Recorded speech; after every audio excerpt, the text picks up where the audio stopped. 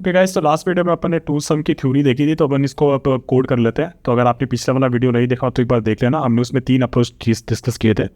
तो पहला वाला जो हमारा था वो हमारा ब्रूट फोर्स अप्रोच है, right. So let me just right here brute force approach. उसमें हम क्या करते हैं, हम हर एक एलिमेंट पे जाएंगे, राइट। हर एक एलिमेंट पे जाएंगे for int i is equal to 0, i less than nums dot length और आई प्लस प्लस।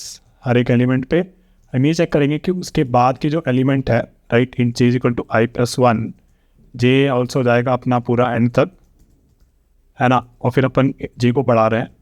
और अभी अपन ये बोल रहे हैं कि यार अपना जो नम्स ऑफ आई है ना, क्या वो मेरे टारगेट से अगर मैं उसको हटा दूँ, right. Basically nums of i plus nums of j equal to हमारा टारगेट होना चाहिए था ना। तो बेसिकली ये इक्वेशन हमारी बनेगी।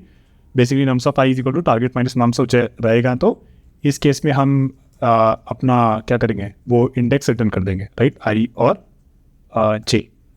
और अगर ये हमारा लूप फेल हो जाता है तो इस केस पे हम रिटर्न कर देंगे नल, राइट। तो इसकी टाइम कॉम्प्लेक्सिटी में पता है कि बिग ऑफ एन स्क्वायर होती है। इसको एक बार रन करके देख लेते हैं। तो जब हम इसको रन करेंगे तो हमारे टेस्ट के सारे पास हो रहे हैं। अब हम इसे सबमिट कर देते हैं। तो हमारा सोल्यूशन अगर सारे टेस्ट के लिए पास हो रहा है और यहाँ पे एक्सेप्टेड आ रहा है, राइट। पर ये हम देख रहे हैं कि it beats only 39.93% of the solution. So basically ये हमारा अप्रोच 1 था। तो इसको मैं एक बार कमेंट आउट कर देता हूँ, ठीक है। और हम अभी अपना दूसरा अप्रोच ट्राई करते हैं, जो हमारा बेसिकली दो इटरेशन लगाते हैं और उसमें एक मैप बनाते हैं, राइट। तो अपन क्या करेंगे, अपन बेसिकली एक second, let me just check my notes, right. So इसमें हम क्या करते हैं, हम अपना एक मैप बनाते थे, राइट। और हम फर्स्ट आइटरेशन में उसमें वो डेटा भरते थे, राइट। तो मैं अपने एक मैप बना लेता हूँ। तो यहाँ मैंने एक मैप बना लिया। अब मैं क्या करूँगा, अब मैं हर एलिमेंट पे जाऊँगा और अपन बोलेंगे कि यार इस मैप में नम्स डॉट लेंथ।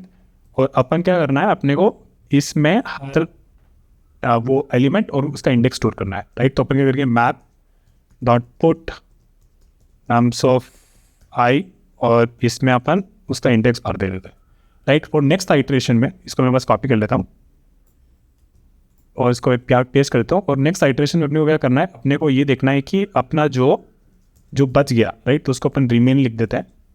रिमेन अपना क्या होगा, टारगेट माइनस नम्स ऑफ आई, ये अपन ढूंढ रहे हैं।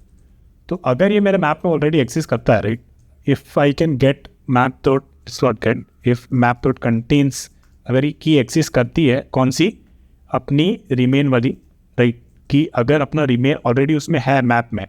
एंड इसमें हम देख रहे थे क्योंकि हमारा आइट्रेशन जब हो रहा था तो हम हर एक एलिमेंट को भरते गए। नेक्स्ट टाइम पे वापस से उस एलिमेंट पे चेक तो लगेगा ही ना कि जैसे 3 था, राइट, तो और 6 हमारा सम हो रहा था टारगेट। तो 3 और 3, तो अगर फर्स्ट आइट्रेशन पे 3 चला गया, सेकंड आइट्रेशन पे 3 पे हम चेक कर रहे हैं तो मैप में तो ऑलरेडी है। तो हमें बस वो इंडेक्स को अवॉइड करना है। तो उसको हम कैसे करेंगे, हम बोलेंगे कि मैप से वो गेट रिमेन ले आना, and it should not be equal to are the current index. Current index ऐसा नहीं होना चाहिए। तो इस केस में हम अपना वो एरे को रिटर्न कर देंगे, बेसिकली आई एंड जो इंडेक्स पे अपना रिमेन स्टोर्ड है, राइट। और अगर ये ऐसा नहीं होता है तो इस केस के बाद हम नल रिटर्न कर देंगे। तो इसको एक बार रन कर लेते हैं। This was our approach 2। और इसको एक बार सबमिट भी कर देता हूँ, टेस्ट करने के लिए सारे अच्छे के पास हो रहा है कि नहीं। तो ये सारे केसेस के लिए पास हो रहा है। It even runs better than previous solution, जहाँ पे ओनली 39% ऑफ द सोल्यूशंस के लिए पास हो रहा था। इस केस में 63% सोल्यूशंस के लिए भी पास हो रहा है, which is better than the first approach. अब मैं क्या करूँगा, अब मैं इसको कॉपी कर लेता हूँ और इसको कमेंट आउट कर देता हूँ। और फिर हम अपना अप्रोच 3 डिस्कस करते हैं, राइट। अप्रोच 3 में अपने को क्या करना था, अप्रोच 3 में अपन कोई मैप में फर्स्ट आइटरेशन नहीं रन कर रहे थे, तो मैं इसको डिलीट कर दूंगा, राइट। और हम क्या कर रहे थे, अपने बेसिकली इसमें जा रहे थे, बार बार पूरे एरे को आइटरेट कर रहे थे, राइट। पूरे एरे को आइटरेट, एक बार नोट्स चेक कर, let's just check my notes what's. So हम क्या कर रहे थे, हम वापस हमारा वो रिमेन तो देखेंगे कि हमारा रिमेन क्या था। Remain was target minus nums of i. And if you are just saying कि अगर वो रिमेन एग्जिस्ट करता है हमारे मैप में, राइट, अगर वो एग्जिस्ट करता है तो हम उससे हमारा इंडेक्स रिटर्न कर देंगे, नहीं तो मैं वो मैप में अपनी वैल्यू भरता जाऊंगा, राइट। ये हम लोग कर रहे थे, रिमेन और आई। तो बेसिकली इस केस में हमें उस इंडेक्स पे चेक नहीं करना, क्योंकि whenever we are moving one forward, right, हम बढ़ते जा रहे हैं, लेकिन कभी भी वो उस एलिमेंट पे वापस से चेक नहीं कर रहे हैं। तो जो हमारा वो वाला केस था ना कि 3 + 3 = 6 and the same element can not be used twice, तो इस वाले केस में वो आएगा नहीं। तो इसलिए हमें वो वाला चेक करने की ज़रूरत नहीं जो हमने अप्रोच 2 में किया था, कि जहाँ पे वो index for the element it should not be equal to the current index that we are iterating on. So this is that. So let me just run this again and for this my output is null, क्योंकि अपने मैंने map पे गए, remain किया। अगर map contain करता है remain को, तो I am returning I and the map dot get remain, तो ये तो सही लग रहा है। And then map dot put में रिमेन और I, actually it's not remain, it's actually the nums of I, right. Nums of I हमें डालना पड़ेगा कि ये अगर जैसे कि एग्जाम्पल में बता दूँ आपको, ये एग्जाम्पल लेके इसको मैं कॉपी कर लेता हूँ, और ये वाला है ना, और हमारा मैप है, राइट।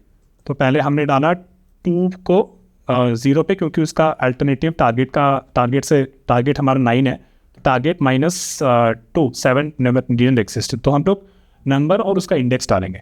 फिर जब हम 7 पे आएंगे तो हम 7 पे चेक करेंगे कि क्या कोई टारगेट -7 एग्जिस्ट करता है कि नहीं करता। टारगेट -7 रिमेन इज 2, मैप में 2 है कि नहीं, मैप में 2 है, right.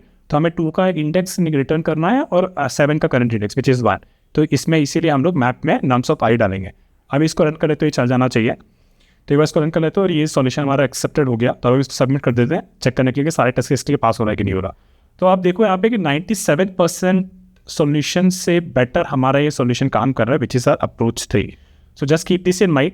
We have discuss the time complexity as well for this, like first one approach के लिए n² था, दूसरे के लिए n था, स्पेस कॉम्प्लेक्सिटी n थी, और तीसरे के लिए स्पेस कॉम्प्लेक्सिटी भी n थी और टाइम कॉम्प्लेक्सिटी भी n थी, बट इसमें एक ही आइटरेशन लग रहा है, इसीलिए this is performing better than approach 2. So this is about the solutions. I hope you guys like this video. We'll discuss the next problem in the next video. Thank you guys. Bye.